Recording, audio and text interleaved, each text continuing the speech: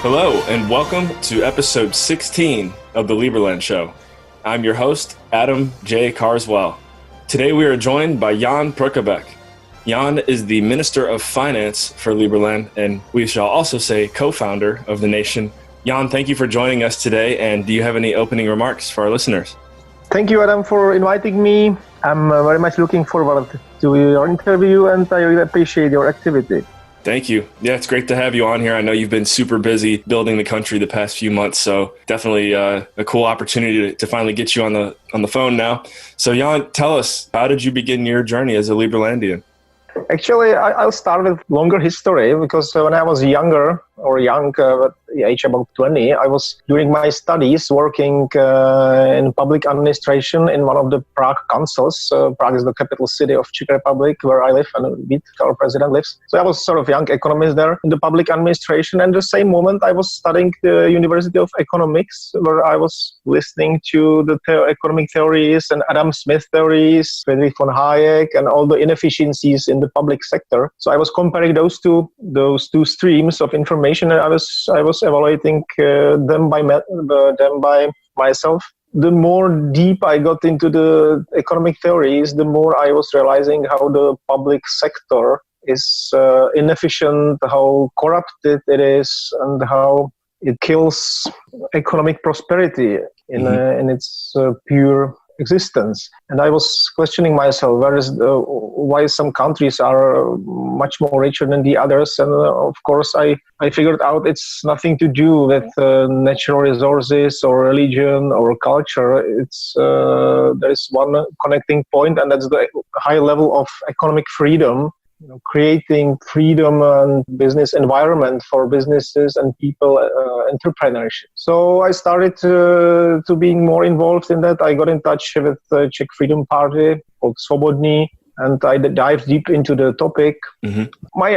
My dream or my idea was to build something like Liberland, but in a probably much smaller scale, on probably a level of a regional town or something like that, but still trying to apply the principles that Liberland is following. But it was my plan, something like dream to start when I'm 50 years old, something like that. Mm-hmm. And suddenly one day I opened the news and there was some Czech politician started Liberland as the most freedom country, standing on the pillars of free society and free economy. So that was the moment. Actually, it was the day one when I noticed that, and I contacted Vít the first occasion, and that's how it was started. Wow! And so you and President Jedlička, you didn't know each other prior to the establishment? Oh, no, we didn't. So that's what's a very nice coincidence. We both knew very well the Czech Freedom Party here, but we didn't know about each other. So it was great coincidence. We actually had the same ideas, same dreams, but we started in a bigger scale than I even could imagine. So that was a chance and a challenge that I couldn't have missed. Right. And so it sounds like, as you just shared, you've had these ideas, these principles in mind for a long time, much prior to April 2015. So I kind of want to change this question for you just in case, since we're gonna say that you've been a Liberlandian for even longer than 2015. I think, to be honest, I think many people, and I would say maybe millions of people are having the same ideas in their minds, but not many are able or do the first most important step, as Vít and three fathers or grandfathers of Liberland did by putting the flag into the free territory. So what would you say, I'm sure you have plenty of them, but what would you say is the most unique experience you've had so far with Liberland? Actually, I was really amazed by the interest from global media, counting Fox News and Bloomberg TV and other really global media coverage that were the beginning. They were really curious what's going on there. The more they got deep into what's going on there and who is behind the strong interest is coming from all around the world, the more even the media started taking Liberland seriously. So this was one very, very strong moment. And probably another one was when I visited Liberland on the first anniversary, 2016. I realized one amazing moment. We were at the cross-border with the Croatian and Serbian police officers, and at the same moment there were, probably 6 cars of us, some 20, 30 people. And at the same moment, there were standing people in wearing really expensive suits and chatting with some other people who were barefoot, who were typical anarchists. Yeah. And it was crazy. And the policemen they were unable to believe what we are and what's going on there. But it was a maybe hidden signal that this movement, and I dare to call Liberland as a movement, global movement. So that was a signal that it's really strong and the roots are really deep in the society. And there is not any problem with religion or economic richness or cultural differences between all the participants. So, yeah. And so that was a pretty patriotic adventure. I mean, can you tell us a little bit more about what that was like? You know, I can imagine if I was there, I would be having flashbacks right now to, like, you know, crossing that border, like stepping onto the land, seeing the police coming to get you and have you escorted elsewhere. Was there anything else that was going through your head in that moment? And how big was the group of people, by the way? Well, I was there a couple of times. There are many more people there that visited the territory much more often than myself. That they were trying to really settle it tents and just trying to live there at the beginning, and they really suffered from the police protection. Probably there was maybe some mistake in the communication, or a little bit underestimated the communication, because the Croatian regional police was always considering the settlement initiative like something really disturbing and provoking them, despite the fact was totally opposite. Mm-hmm. So, but it was sort of non-centrally governed process, and many people from all possible and impossible corners of the world were coming in and trying to settle it. Yeah, very, very, very nice experience on occasion in the human history, because there are not really many free countries that are waiting for their settlement. Right. Yeah, it had to be a very defining moment in your life, I would imagine. Speaking of your life now, Jan, I know you told us a little bit about your background already. What else does your professional background look like prior to Liberland? Yeah, as I told you, I graduated in finance at the University of Economics in Prague, and after leaving the public sector, which I had to leave because of the reasons I explained, I moved to corporate finance. Then I was building quite a nice career in corporate finance. I was head of treasury and cash flows and financial risk department in one mid-sized or big Czech company. After that, the corporate structures were not offering me so much potential to leverage my creativity or my effort, my skills and efforts. So then I started to be self-employed, and so I took a position in a couple of startups, algorithmic trading, to several startups in energy and new energy sector. And last, let's say, a year, I'm more focusing on fintech, payment services, and this type of new industries. And I'm always trying to find the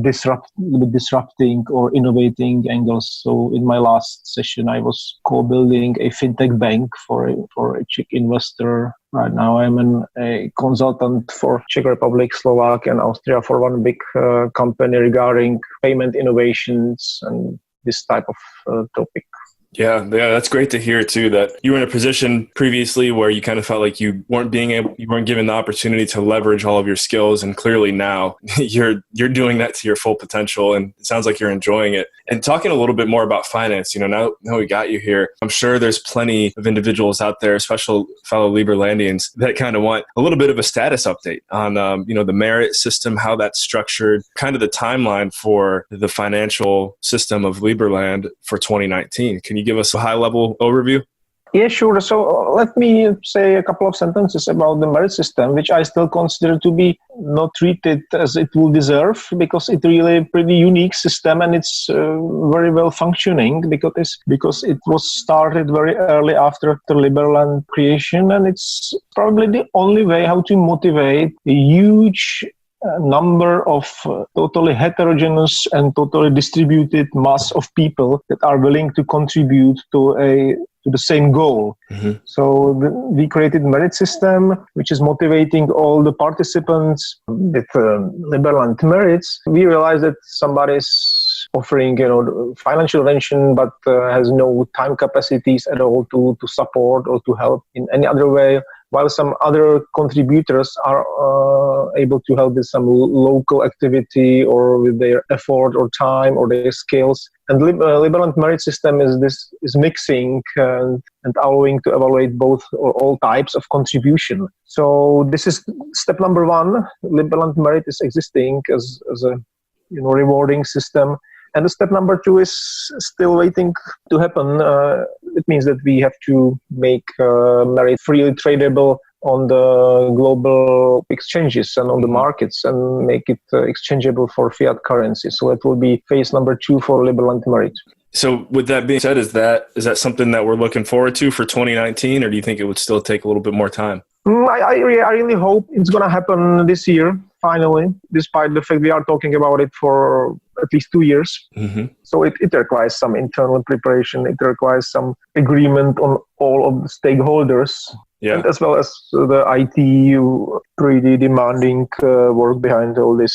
Right. And in regards to IT, I know you mentioned some people providing value and potentially being compensated in merits for their efforts. Is there any need for engineers or anyone with an IT expertise in the project right now, or are things kind of set? What does that look like? On the one side, there is always too much work to do. On the other side, there is so many contributors that would like to help, but there is totally impossible to coordinate them and to utilize their skills. So those two elements must be somehow balanced. Right now, Pavel Krasnov, our representative Canary Islands, is taking the role of leading IT or head of the IT department.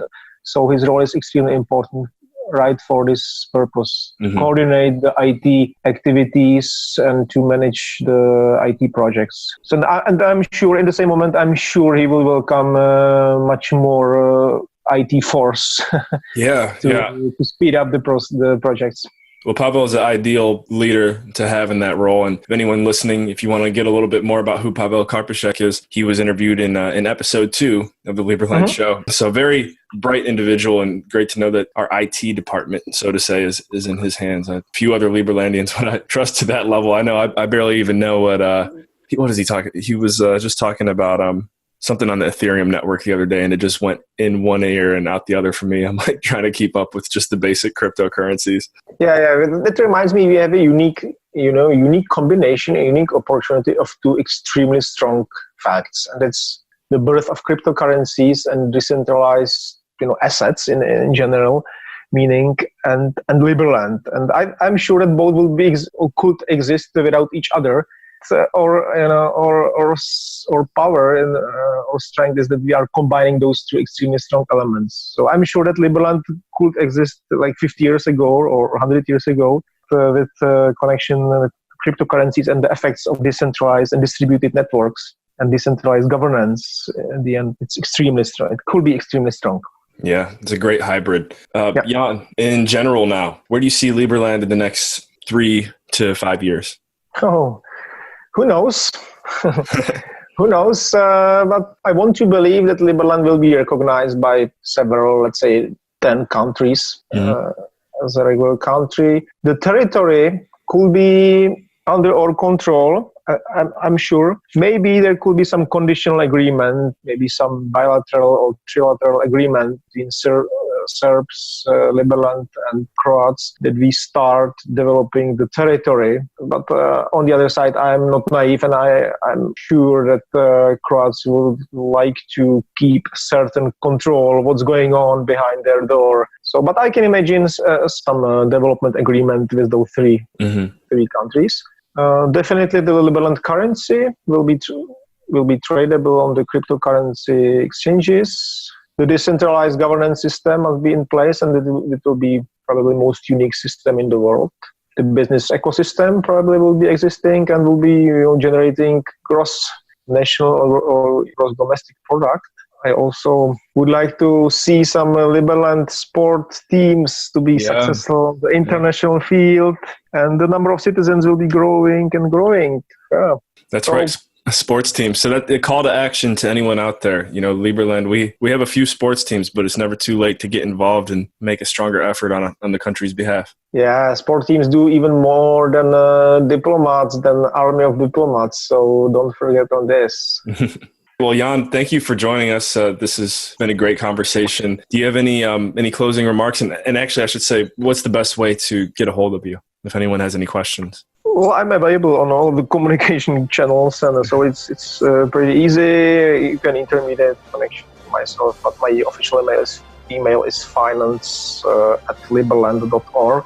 Perfect. Any final messages? We are trying to build and speed up the Chamber of Commerce of Liberland. So any contribution or ideas how to boost it is very welcome. Absolutely. All right. Thank you, Jan. Everyone, thank you for tuning in. This has been episode 16 of the Liberland Show with Jan Purkrabek, the Minister of Finance for Liberland. I'm your host, Adam J. Carswell, and we will catch you in the next episode.